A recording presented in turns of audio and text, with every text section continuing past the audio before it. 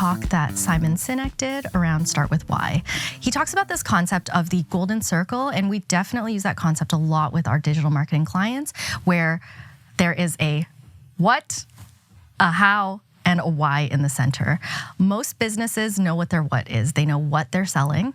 How is maybe how they do it a little bit differently than their competitors or how they are differentiating themselves in the market, but very, very few know the why. So I'm joined today by George, and we're going to talk about why for our business here, as well as why we ask that of our clients. I think it's so important for us to kind of dig down to the bottom of that golden circle for ourselves and for our clients every single time, because it tells us so much about motivations, the directions that clients are going to want us to take them, and to see if they're even a fit with us, right?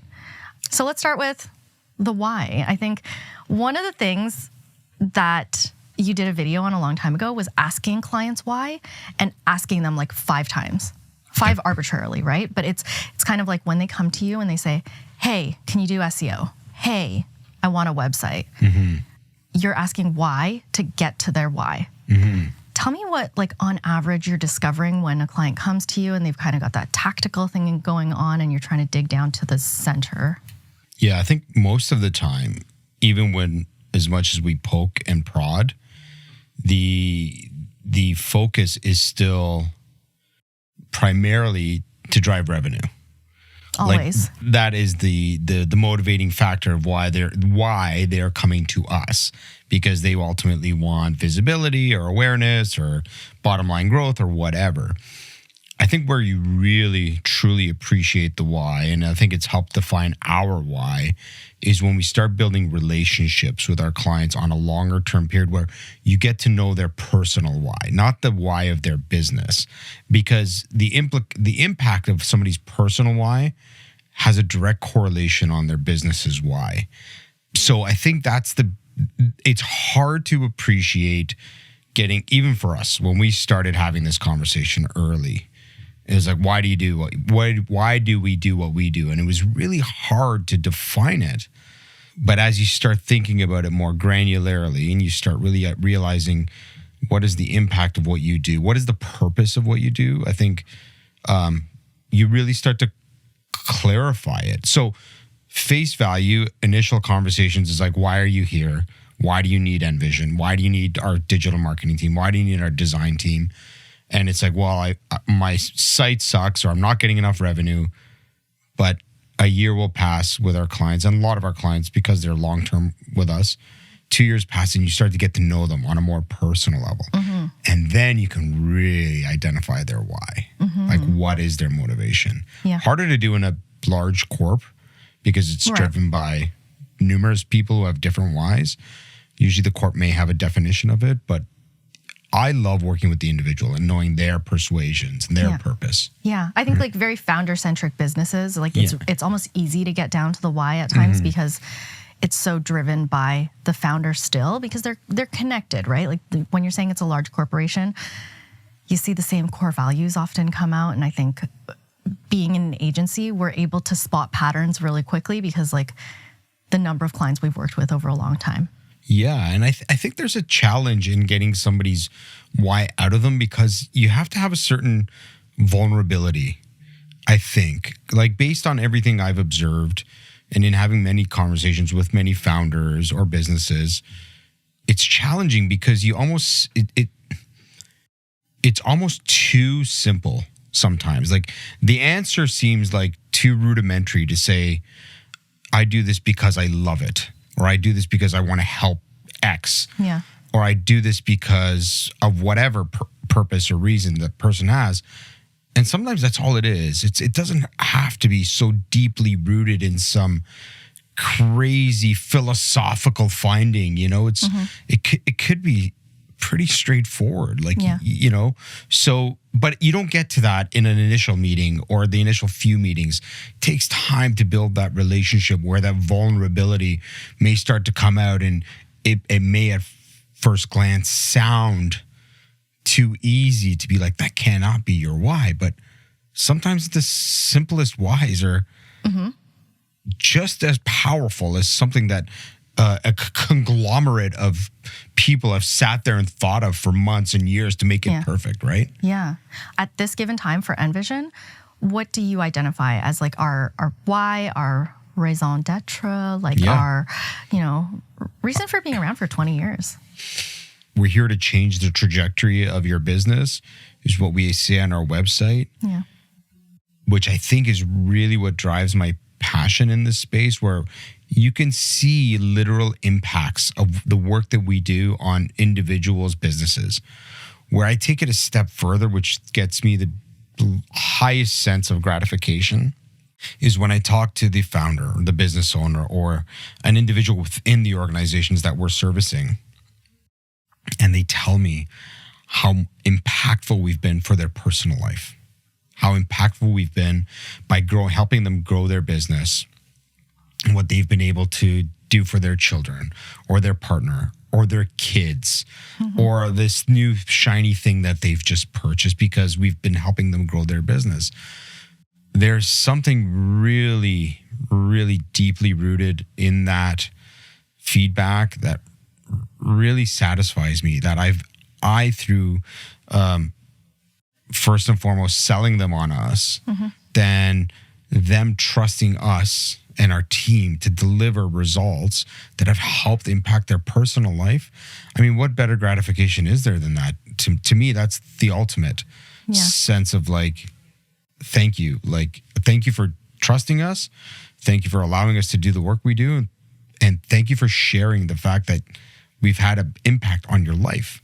Yeah. And I've heard these stories. Having done this 20 years, I can't count the number of times clients have come and shared stories like that with me. And I'm like, shit, that's why I love what I do. Not because of the monthly retainer or the amount of the project value. That's great. That keeps the lights on. That keeps us happy and satisfied.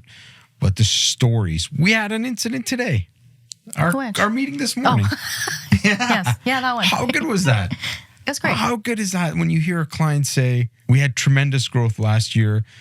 You made certain projections of where we can take this if we spend a certain dollar amount, and you did it. You got it done for us.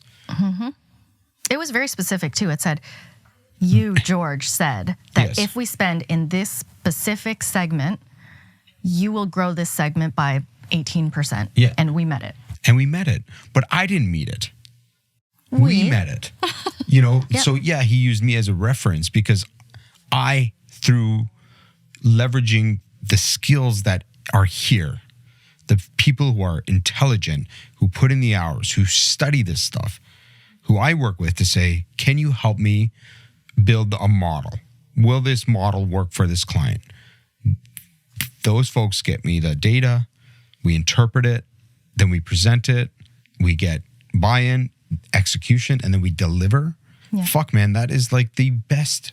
Not only is the satisfaction of like hearing it from the client, but knowing you have this wealth of intelligence that are there to support you because they trust you and they can be honest with you. Like I've had many of those instances with clients that I haven't pitched on because the staff here have said, it's not doable. It's not achievable, George. Right. And I love that we're even impacting our own, we're navigating like the way we converse with one another and that trust and transparency within our own organization. I don't know. All of that is so satisfying to me. Yeah. But we had it today. It was brilliant. Like, Shout out to the paid team. Paid advertising. Shout out to paid advertising. Yeah. Yeah. I also am realizing in your answer around like, the framing of this talk today is like we're revisiting our why. Yeah. And in asking you about the why, I am like having this flashback to the last time we talked about this, in which I was like, George, like why? Like what? And we were kind of navigating like what it really meant to you to define the core values, to figure out what the essence of the business is. And I feel like now you say all of this with confidence and conviction. And revisiting that I think it's just like giving the chance to like stew on the ideas around it for a while to say like, okay, what is the purpose? And the day to day, like it's hard when you're in the business to constantly think about it, but it's in the back of your mind, right? Always. And it's not so much changing through the trajectory of just the business and just the people. outside of the business that are the founders and the owners.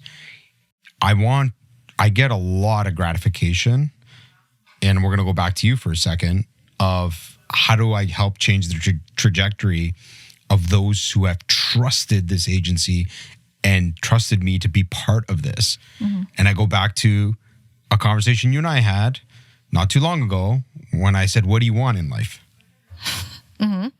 And I think you remember this conversation. Yes. Because we got emotional. Yeah. And to me, that was a really important moment in my relationship with you, because we've been working together a long time and you've always challenged me. And I felt, for once I'm challenging her now. Like I'm like, I got her back. But it was really good because it's like hearing what you want is just as important to me, because I value the staff here so tremendously. And without you guys, none of this happens. Like, I'm not naive to the fact that George can do this on his own. It's impossible what we've built. It's you guys. You are all doing this. And my responsibility here is to ensure I give back. I contribute everything I can to try to help you and whoever else, if I can, change your trajectory. And that could mean as simple as the answer that you gave me at the time, and I won't divulge it to the world. You want to expose my answer? Because you said it to the whole company the other day.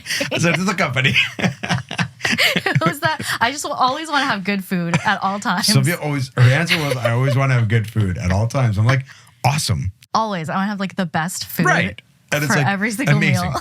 So my immediate takeaway is, how do I make that happen for her? That's what goes in my head. I'm like, how do I make this happen for her? And I know how. And I'm doing it. I got to continue to contribute to the bottom line of this business and bringing in clients that are aligned with our why and aligned with our chemistry and how we operate, respect us as individuals, respect us as human beings. And I want to do that. So it's beyond just the exterior of the walls here, like the clients. It's the people here too that I really give me a great sense of satisfaction. Yeah. I think like one question when we're trying to dig down to clients wise, we ask it like almost every time when we do a Q&A, like a discovery with clients, is it's the same phrasing. What does success look like to you? Yeah. And when we say that to clients, like it's almost always met with like the, like good question. Yeah. Like they're kind of taken aback because of, we were talking about this earlier, in working in the world of marketing and, trying to drive sales all the time. We are smart and wise to how narratives are created for you to show you like what success should look like. Yeah. House with a picket fence, car, 2.5 kids, all of that stuff. But like, what does success look like to our clients is like a big one for determining for us, like what some of them will go in the direction of like, these are the metrics I want to see in this much time, or like, this is the amount of dollars I want to see and stuff. But if they do get a bit more vulnerable with us, like we can learn a ton about our clients. I don't know that like we ask it of ourselves, because like when you think about that why, I think when you stop and ask what does success look like to us then, if that's the why that we're working towards, the question is, are we consistently meeting the why and the purpose of it on a day-to-day basis? Gosh, I mean, for ourselves? I think, like, I feel like, I don't know, I feel like when I say like, what does success look like for us, framed around the why, like in my mind, I'm thinking of the fact that a why to some extent, when you say we want to foster clients' growth, we want to foster our growth and stuff, there's probably like, in the same way that we say there's a target demographic, like who are you for, who are you not for? There are like the nots in a why too. Like, what are we not wanting to achieve? What are we avoiding in this? Like the not working with assholes, or continuing to foster our growth, but without exploiting anyone, right? Like, I think there's like things that are unstated in that we could probably talk through and develop, because like they're unstated, but it's like, we don't work in shady businesses. We don't exploit people. Yeah. As an agency, interestingly, we really do avoid like contracting out, subcontracting and stuff. And we like bring people in-house and try and do everything like within, our team. But a lot of those things are like undefined in like how they attribute to the why, which I think they do, like in our values and everything. Yeah, I think it's multi-phased. I think in the sense that like it is near impossible to understand and appreciate every element of the consumer journey with us to get them to do our whys align, do our personality types align, are we on the same path or trajectory? It always starts, and you know this just as I do, you know, when you first meet, it's like tactical, I need X, I need result Y. It's like, okay, great. And then they start to warm up. It's like we're dating. You know, those first initial dates, we're going to know if we're going to like each other and become long-standing partners or friends, or if it's just not going to work out. You know, having done this as long as you and I have, we know that almost within the first couple of months.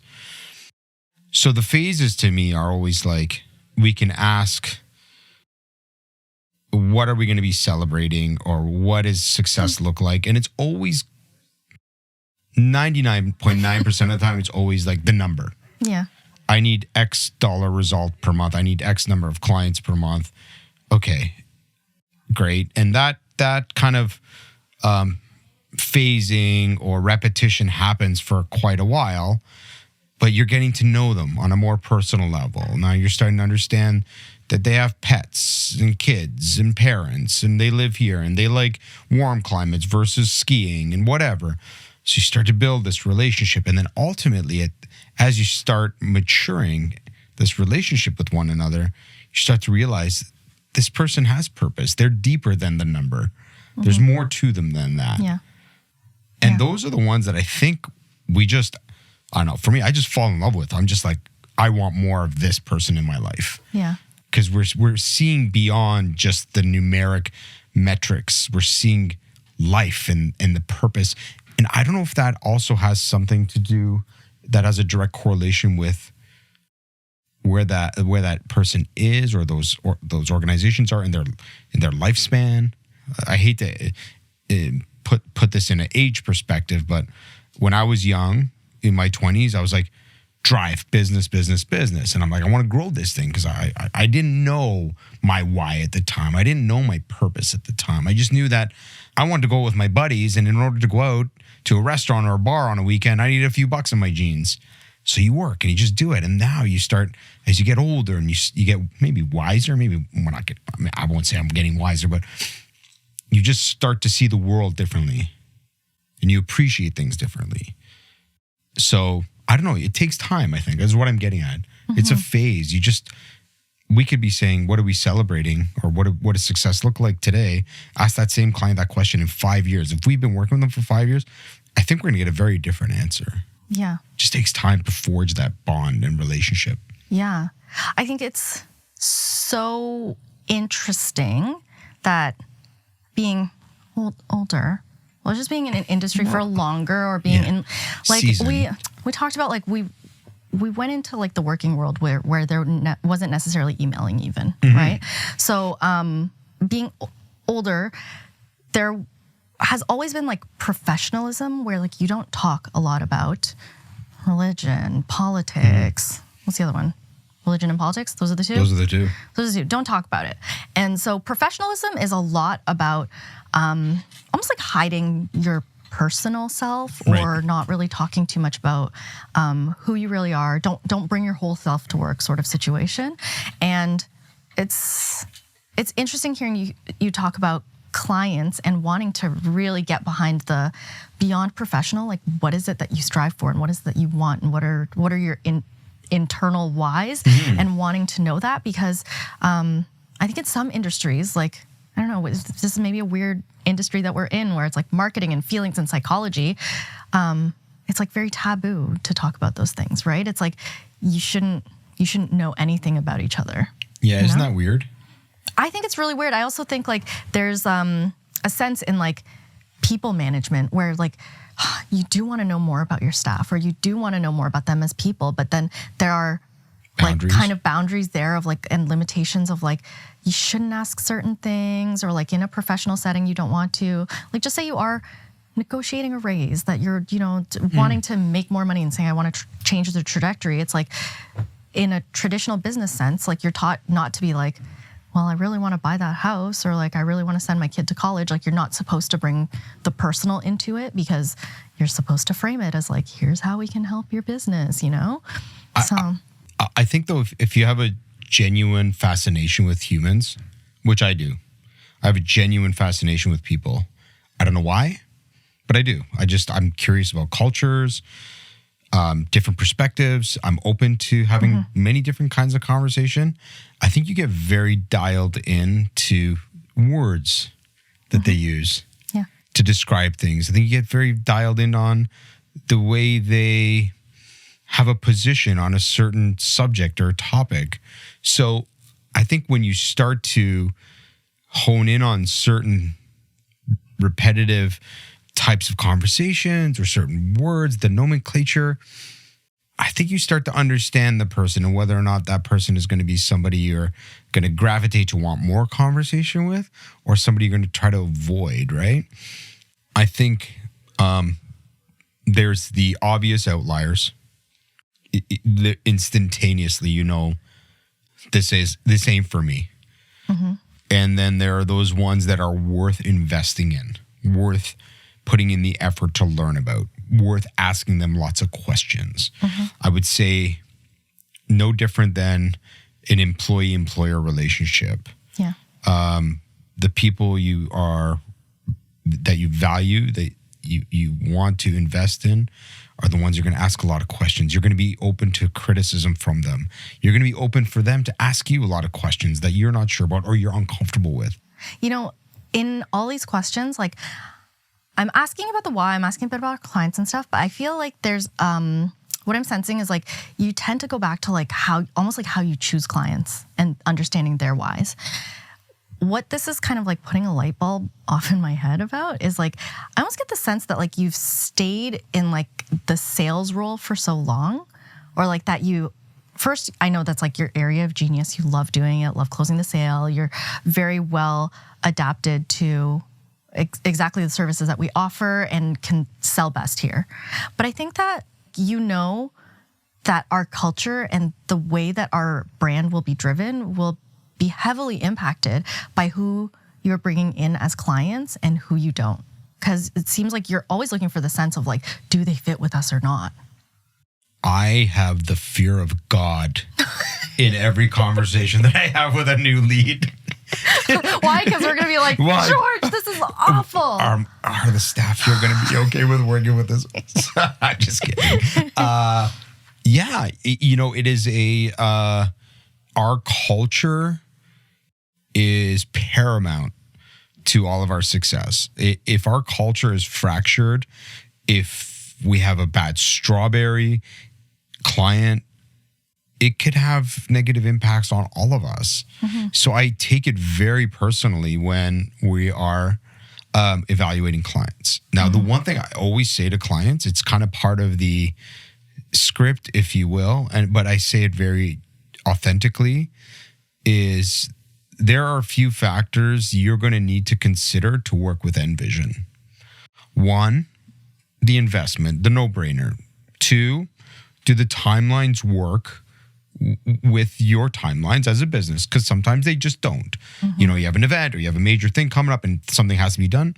So investment, timeline, and the third thing I always say to clients is, you have to like me. Do you actually say that to them? All the time. Read the transcripts. You have to have chemistry with me. Because if we don't have chemistry, this is marketing. We're going to have lots of conversations. We're going to ask you a lot of questions. And if you don't like what you're hearing here, then don't work with us. And it's literally part of the conversation every single time. So, I mean, I set the groundwork to say, this is NVISION. And I think through osmosis, most of us work very similarly. Yeah. You know, we've just gotten to know each other well. So if they don't like me and what I'm saying, there's a high probability that they're not going to like the rest of us, I think, or the odd chance that I'm not seeing eye to eye, but you guys might. Those are the rare ones I find, but I always bring that up. It's a real important factor that people respect what we're saying, trust what we're saying, and they have a good vibe. Like, there's got to be good mutual energy. Yeah. The vibes. I think you've picked up on that from our staff. We're like, sometimes there's good vibes, sometimes there's bad vibes. Yeah. And most of the time they're good. We're fortunate in that we've established that foundation, where if there are bad vibes, we have conversations about them. Yeah. They're not muted. We're here to listen. We're here to support whatever perspective people have, good, right, or indifferent, good, bad, or indifferent. We're here. We're humans. Like, we don't all have every answer. So it's a really important aspect for me, is just having good vibes, good chemistry. Okay. In terms of advice for our clients, anyone that's listening, if someone is looking for their why in their business, what's your advice on some questions to ask yourself or some reflections that have helped you? Yeah. So first, I would say, don't be hard on yourself if you don't know the answer, because it is hard to figure it out. I mean, it's just now that I'm starting to really hone in on it. It's taken years. 20 years into the business. Right. Like, it's not to say that it's there. It's deeply rooted somewhere inside your being. It exists. It exists. Everyone in the business knows it. They just don't know it in words, right? Correct. Yeah. So no different than when we had, our initial meeting, and it's like, what are your values? They weren't terrible, the ones I told you, but they were like, there's more meat on that, there's more to it. I appreciate, like, you had the conversation with that one dev client, transparency. Well, what does that mean for you, right? So I would say advice is, they're there. Don't be hard on yourself if you don't know them, but think about it. Like, critically think about what it is. Why do you do what you do? What is that driving force? And it cannot be money. It cannot solely be money. And if it is, I don't know what to tell you, but there is something more deeply rooted than just the money. And the third thing is, if you can't wrap your head around it, talk to others. Ask them why they do what they do. Because it might shed some light onto your why. Because something will stand out amongst some of those leaders. Yeah. Or it doesn't even have to be a leader. Just somebody who's just like, I'm passionate about this because of this. And I do this because of X. And that may just start to get the wheels spinning. So that would be my advice. Don't be hard on yourself. Think deeply and ask. Talk to others. And it's not something that's going to happen overnight. I just don't think it is. Having gone through it for so many years of conversations, but it's beautiful when you hear others and they have clarity, or they're close to their why, but it just needs a little bit of refinement, but it's their why. Like, figure out your why. Why do you exist? What is your purpose? And it's so deeply rooted to our satisfaction in life. Yeah. Okay, I framed that last one as the last question. It wasn't, because I have one more. Sure, yeah. Last one this time. Last one. For real. What's been the results of finding your why? Like, have you seen, like, I'm not saying ROI, like, what are the results, or like what has been the effect over the X amount of time that you've really figured out that you think you understand where this internal why is for you and the business? You just have so much more clarity when you know what you're working towards. It's not this cluster of things that you're grabbing for. When you know why you're doing what you're doing, you also know what you're looking for. So that clarity is there. So that's definitely the biggest motivator of why I wanted to define or get clarity on our why. Because now, not only am I clear on my mission of being able to obtain the sorts of things I want to obtain for all of us, because I'm here to change the trajectory of the business, our lives, my life. But I also have it provides you with a sense of confidence. Like, I know what I want, and if it doesn't align with what I want, I'm okay to walk away with it. I'm confident enough that I will find another new client. I can find another opportunity. I can help with whatever I need to do because I have that confidence, because I have clarity. Yeah. You know, so Great. You got that abundance mindset right now. Yeah. Yeah. It's a